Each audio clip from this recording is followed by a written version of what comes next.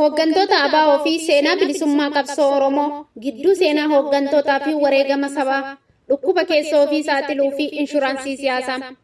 Qabsoon bilisummaa Oromoo seenaa qaalii dhiiga dhangala'ee fi lafee cabeen kan ijaaramedha. Garuu jaarmiyaan ABO waggoota 50 darbaniif dhimmoota keessoo isaa bifa iccitiin haguugee dhimma sabaa dhimma dhuunfatti maseensaa dhufeera. Har'a garuu uummanni fi dhaloonni dammaqee gaafii gaafachuu jalqabeera. Iccitiin gola duubaa hundi bifa dhoo'insaatiin gara alaatti bahaa jira. Kun immoo hooggansa duraas ta'ee kan ammaa keessatti naasuu uumee jira.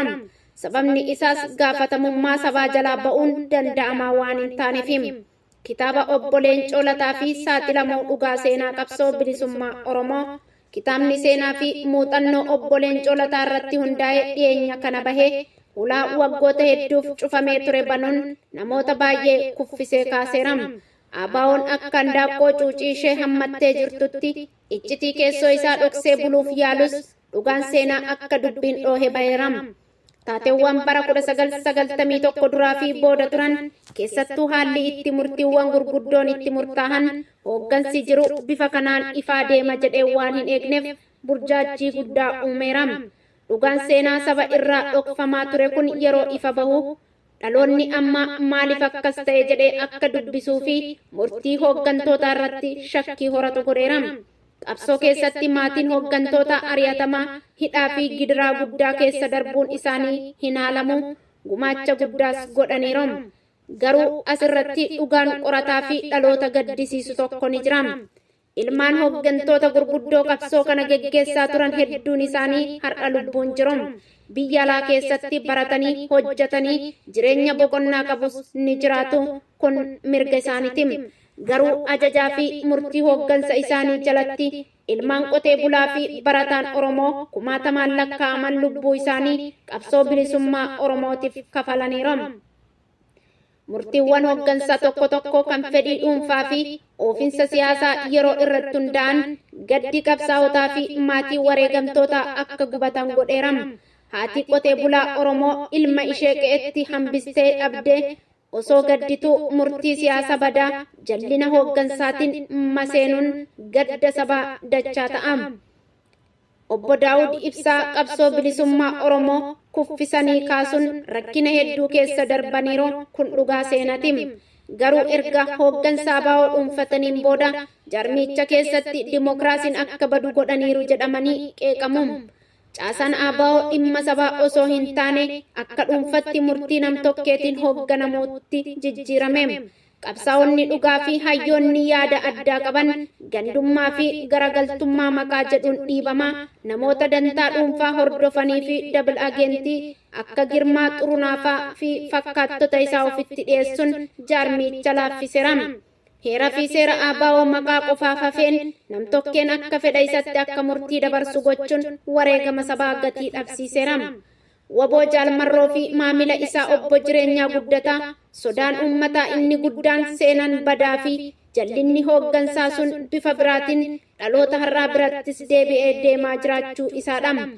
Waraana bilisummaa Oromoo waboo dhuunfatti Jaalmarroo Dirribaa fi obbo Jireenyaa Guddataa biratti mudachaa jiru jedhamee kan yaadda'u dhimma guddaadha.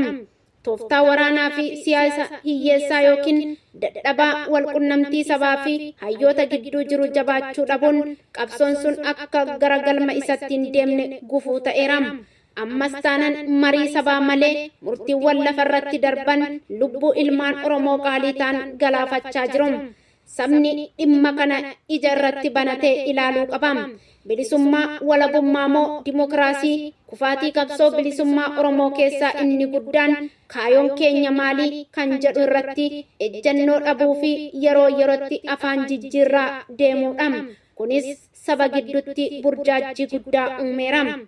Bara baraan ABO keessatti yaadni ABO keessatti jijjiiramaa dhufe 1970moota keessa walabummaa Oromiyaattu faarfamaa ture. Bara 1990moota keessa ammoo bilisummaa fi hiree murteeffannatti jijjiiranii ittiin burjaajii uumaa turani.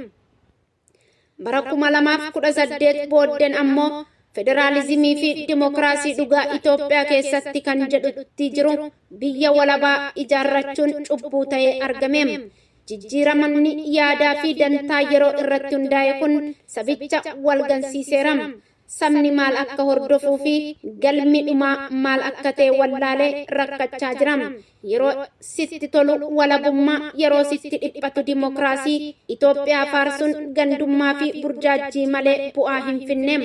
Hooggansi ABO keessa darbe hunduu marii qajeela hayyoota itti dhiyeessan qabaachaa hin turre. Hayyoonni beekumsaa fi ogummaa qaban dhiibamaniiru. Hayyoonni sabaa fi qondaaltonni waggoota hedduu gumaacha qabsoo bilisummaa Oromootiif gumaachaa akka diinatti ilaalamu yaanni isaaniis hin dhagahamu. Marii fi waltajjiin dhabamuun kun hooggansi hundi akka fedha dhuunfaa isaatti akka deeman gochuun jarmiichi akka qabeenya dhuunfatti dhuunfatamu taasiseera. Salphina kana keessaa bahuuf maal gochuu qabna?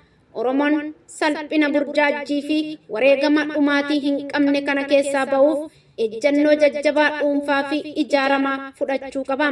Dhaabbilee siyaasaa gara jaarmiyaa sabaatti jijjiiruu qabu.